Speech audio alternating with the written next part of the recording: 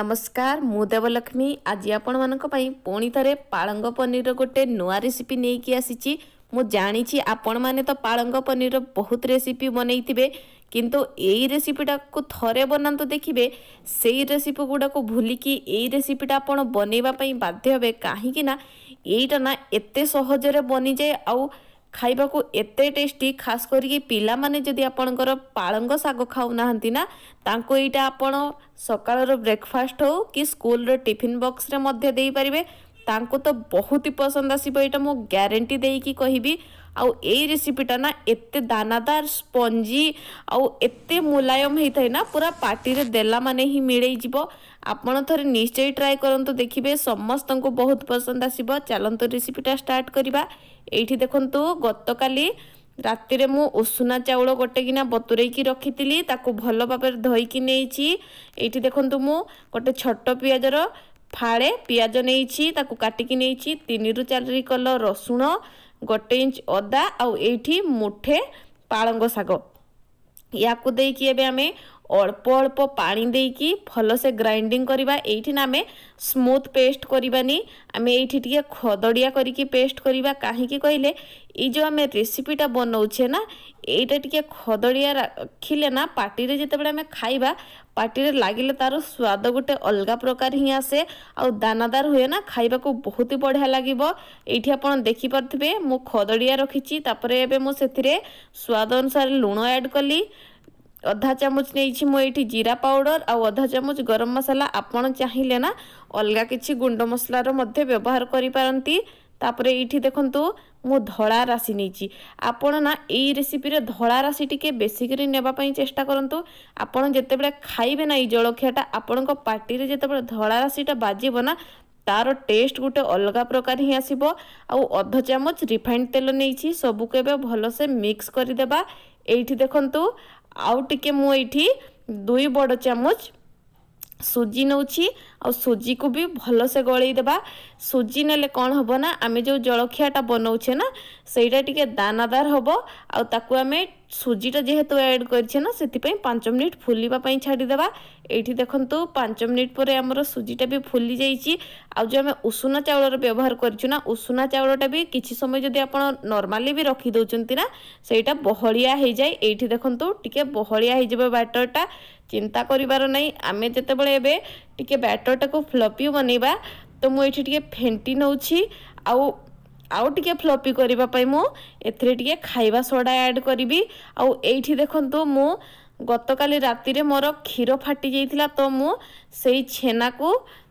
क्षीररु छेना बारे की नहीं से छेना को ऐड कर देली आपण चाहिए पनीर को एमती ग्रेटर साहाଯ୍ୟରେ ग्रेट करिकी मध्य देई परिबे आ एठी देखंतु मु खाइबा सोडा नेइची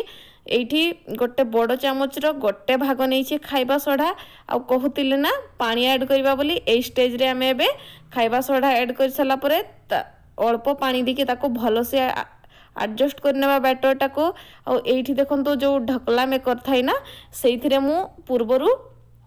तेल ग्रीस कर देइथिली एबे सेतिरे बैटरटा ऐड कर दोछि बैटर कंसिस्टेंसी ठीक एतिकी ही रखिबे अधिक बहलिया कर देबेनी कि अधिक पानिया कर देबेनी एठी आपण जेमति पकेला मात्रे पूरा फैली जाउ नथिबो टिके आपण चामच साहाଯ୍ୟରେ फैलेले चाहिए सेटा आपणकर ठीक बनिबो एठी देखंतु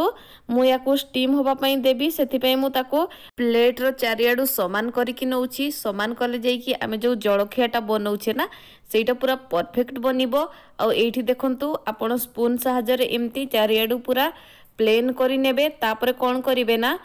हातरे दुई हातरे धरि कि ताको टैप टैप करि नेबे हेले कोन हबो कहिले टोटा प्लेट रे देला बेले जदी कोठी एयर नै थिबो ना ताहले